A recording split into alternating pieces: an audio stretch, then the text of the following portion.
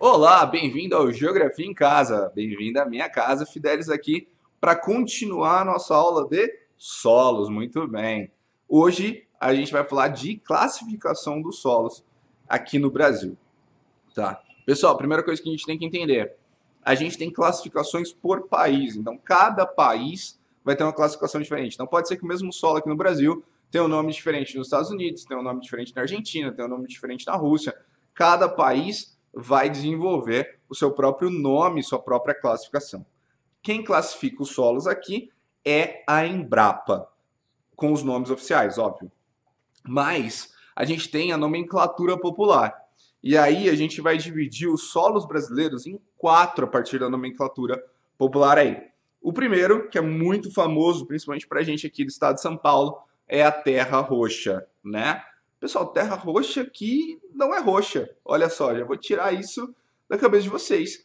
Terra roxa, você vai para a região ali de Ourinho, você vai para o norte do Paraná, você vai ver que é uma terra muito vermelha, bem vermelha, muito escura, que você passa de carro, gruda assim no pneu do carro, que é difícil de tirar, né?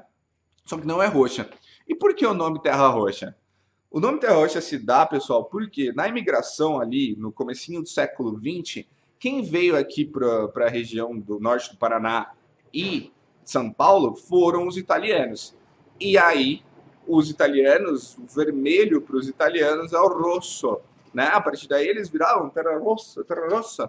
E aí os portugueses, brasileiros já entendiam terra roxa ali, não terra vermelha, tá? Então vem do vermelho aí mesmo, tá? Essa terra é muito importante por causa da alta fertilidade que ela tem, né? Via-se nas cartas dos italianos para os seus familiares, os japoneses, falam assim, rapaz, tudo que você planta dá, né? Porque realmente é muito fértil. E aí, se a gente lembrar da nossa última aula, por que ela é fértil, né? Esse avermelhado vem do óxido ferroso, vem de ferro, mas ela também tem uma componente orgânica muito forte nela. Então, você tem muita matéria orgânica, por isso que vai ter uma grande fertilidade. É só você lembrar, para você plantar qualquer coisa, você precisa de um adubo, né? Esse adubo vai ser essa maior fertilidade aí. Outros solos que a gente vai ter aqui no Brasil são os aluviais, tá, pessoal? Aluviais sempre vai estar relacionado com água. Por quê? Porque a gente tem muito vale aqui, né? A gente tem os mares de morro aqui, principalmente na região sudeste, e a gente vai ter muito vale. Então esses sedimentos eles vão todos para esse fundo de vale. Quando eles vão para esse fundo de vale, eles vão criar esses solos aluviais, solos de várzea, né? Vão ser muito importantes para você plantar banana ou plantar coisas que precisam de muita irrigação, né? Como arroz, por exemplo, ali. Mas não árvores muito frutíferas, por exemplo, né? Você não tem uma qualidade de nutrientes ali suficiente nessa região. O próximo solo que eu vou falar para vocês são o salmourão. Esse solo é um solo específico da região sul do país e ele é proveniente de rochas gneiss e granitos, tá, pessoal? Esse solo é um solo muito específico da região sul, uma das regiões mais férteis do país, tá, pessoal? Quando você vai falar de fertilidade, a gente vai falar de região sudeste sul, principalmente por causa das nossas bacias sedimentares. A gente vai ter uma fertilidade muito grande. Para cima a gente tem que corrigir os solos, assim, mas o Brasil ele é muito rico se a gente for pensar em fertilidade de solo. Mas maiores fertilidades vão ser sudeste e sul do país. A gente vai ter também, por fim, o massapê, tá? Que é o solo do litoral nordestino. Foi o primeiro solo encontrado aqui também que começou a ter produção, né? Você vai ter a cana-de-açúcar ali no ciclo do açúcar, e aí vai ser nesse solo, que é o solo massapê, aí, ali no Nordeste. Agora, se a gente vai para a classificação da Embrapa mesmo, né, a gente vai ter aí inúmeros solos. A gente vai começar, pessoal, pelo neossolo. É um solo que eu falei na aula anterior, tá? E esse solo não vai ter a camada textural, não vai ter o horizonte B. E ele vai ser bem clarinho. São solos normalmente que a gente acha próximos de rios, são solos quase brancos ali, pela quantidade baixa de nutrientes que a gente vai ter, tá? E muita característica desse material de origem que ele vai ser herdado aí. O próximo solo são os vertissolos, tá? Vertissolo que vai ter esse nome por causa das argilas expansivas. Então eles vão ter uma capacidade de expansão e retração muito grande aí. Quando eu falo de retração e expansão, pessoal, a gente tem que começar a pensar algumas coisas. Por exemplo, vocês já viram aqueles filmes ou aqueles desenhos do Nordeste onde o chão é todo craquelado, todo, né, todo cortadinho assim, ó? Esse craquelamento, essa secura, essa quebra do solo se dá pela grande quantidade de argila. Como a argila ela tem uma capacidade de armazenamento de água muito grande, quando eu tenho uma região muito seca, muito árida, né, ela vai começar a se retrair, ela vai começar a se repuxar, porque ela vai tentar guardar aquela água o máximo que ela conseguir, até que essa água vai evaporar aí mesmo. Então, quando ela faz essa retração, ela vai rachar todo o solo, né? O que fica rachado? Onde não é argila. A argila vai se manter em pequenos pacotes ali e o resto vai se rachar, vai sair um do outro ali, vai se desfazer ali. Próximo solo, pessoal, cambissolo. Também é um solo pouco desenvolvido, muito parecido com o neossolo. Normalmente, gleissolos, neossolos e cambissolos vão estar próximos de rios, próximos de lagoas, né, regiões lacustres e outras coisas aí. Tá? Então, esses solos vão estar nessas regiões.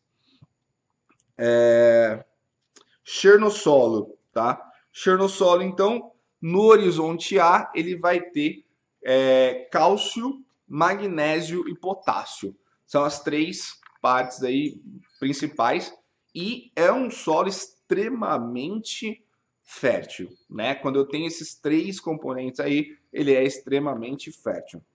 Se a gente for fazer uma comparação com um solo de outro lugar do planeta, a gente tem o Chernozion, ó, Chernossolo, Chernozion na Rússia, que é considerado um dos solos mais férteis do planeta, tá? Fica ali na região leste da Rússia e é considerado um dos solos mais férteis do planeta.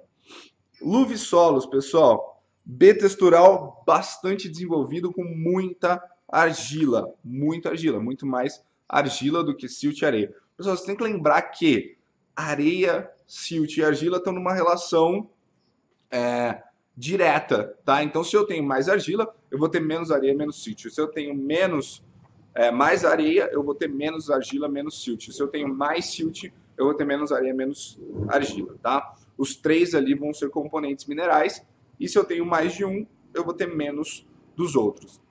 E claro, eu posso ter uma grande quantidade de argila, como é o caso aí dos luvisolos, ter uma quantidade considerável de areia e uma pequena quantidade de silt.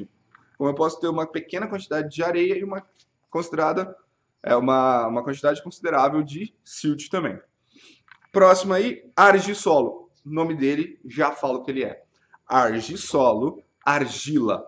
Grande componente de argila aí e é a maior quantidade de solos que a gente tem, né, aqui no estado de São Paulo, aqui na região sudeste. A gente tem muitos argissolos aí. Basicamente a gente vai ter latossolos e argissolos. Nitossolo, pessoal. Nitossolo é um solo bem evoluído, totalmente estruturado.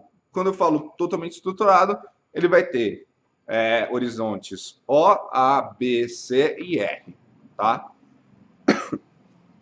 Latossolos. Latossolos são solos de grandes profundidades. São solos muito comuns aqui no estado de São Paulo também. E eles podem atingir até 40 metros de altura, né? Então, eles são realmente, ou de profundidade no caso, eles são realmente solos extremamente desenvolvidos e são os maiores solos que a gente tem no Brasil, maiores de profundidade mesmo, tá? E eles podem passar por um processo que chama processo de laterização. O que é esse processo de laterização?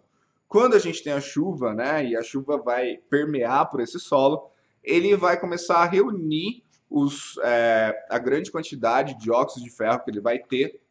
E esse óxido de ferro, quando vem a parte seca, ele vai se solidificar, formando como se fosse uma laje. Então, o solo ele fica extremamente duro. Por exemplo, o solo que eu tenho aqui na minha região, né, aqui em Marília. E se você for ali fora de casa e pegar o solo é extremamente duro. Por quê?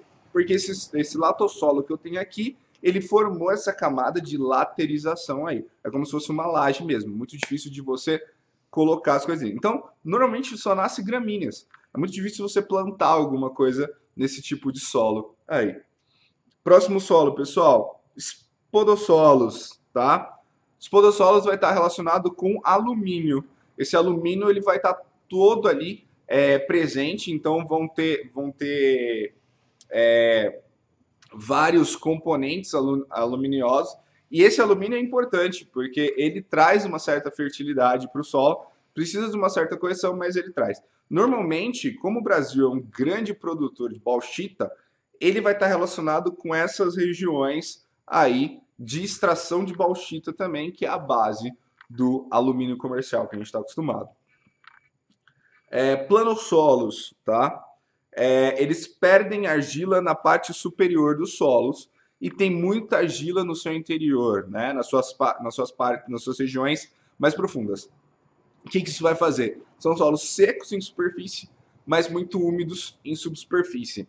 Para culturas de árvores grandes, isso é importante. Você ter uma quantidade de água ali. Só que, pessoal, a gente tem que lembrar, não é porque a gente tem um solo muito úmido que ele vai ser bom para essa cultura, tá? Que ele vai ser bom para isso, porque a argila, apesar dela manter muita água, essa água é uma água que a gente chama de água higroscópica, tá? O que ela vai acontecer? Ela vai ficar em volta do grão de argila. Então é muito difícil para a árvore brigar, né? Ou para a planta brigar e tirar essa água do solo. A argila vai estar o tempo todo puxando para ela e a planta para ela. Vai ficar essa briga aí. Então não quer dizer que essa grande quantidade de água, de umidade, vai ficar ali disponível para a planta, vai ficar disponível para a cultura. Próximo, gleissolo são solos hidromórficos, tá, pessoal? São cinzas. Se você pegar o solo, ele é cinza. Quando você vai ali para a barranca do rio, você vai chegar mais próximo do rio, você vai ver que os solos são cinzas. O que acontece com esses solos? É a retirada pela água dos sedimentos desses componentes de ferro. Pessoal, normalmente o que vai dar para a gente esse tom avermelhado do solo, que a gente está acostumado, é o ferro, né? Como assim? O ferro. Se você deixar um pedaço de ferro num lugar, ele vai sofrer intemperismo. Ele vai começar a ficar de que cor? Ele vai começar a ficar amarelo, né? De amarelado a avermelhado. Então, esses tons amarelos e vermelhos vão vir desse ferro que a gente tem ali, tá, pessoal? Vocês têm que lembrar que antigamente até algumas mulheres pediam para mastigar um pouquinho de tijolo durante a gravidez, né? Isso era muito comum. Hoje em dia a gente não ouve muito isso, mas antigamente isso era muito comum. O que é isso? É falta de ferro. É anemia. São traços de anemia durante a gestação. Por isso a necessidade disso aí, porque o tijolo continha muito ferro também. E por fim, pessoal, organossolos, né? Organossolos no nome de novo, né? Orgânico aí. Muito material orgânico. Eu tenho uma camada orgânica extremamente desenvolvida. E isso vai dar esse componente do organossolo. Para finalizar a nossa aula com chave de ouro, pessoal, ó, vamos dividir por região. Região norte aí, tá? Região norte, muitos argissolos, latossolos e gleissolos. Aonde? Na planície amazônica. A gente pega aquele riozão, que é quase um mar, né? O rio Amazonas. Ele vai estar sempre conectado ali em tirar esses nutrientes o tempo todo e vai transformar esse solo num gleissolo, num solo bem acinzentado aí. Região Nordeste, região fantástica, a gente tem que dividir em 4 partes, tá? Primeira parte, zona da mata, litoral, tá? No litoral, então, a gente vai ter solos mais relacionados à declividade, né? Como os próprios gleissolos, e areia de praia, né? A gente vai ter ali. A gente também vai ter um pouco de solos mais férteis nos altos dos morros ali.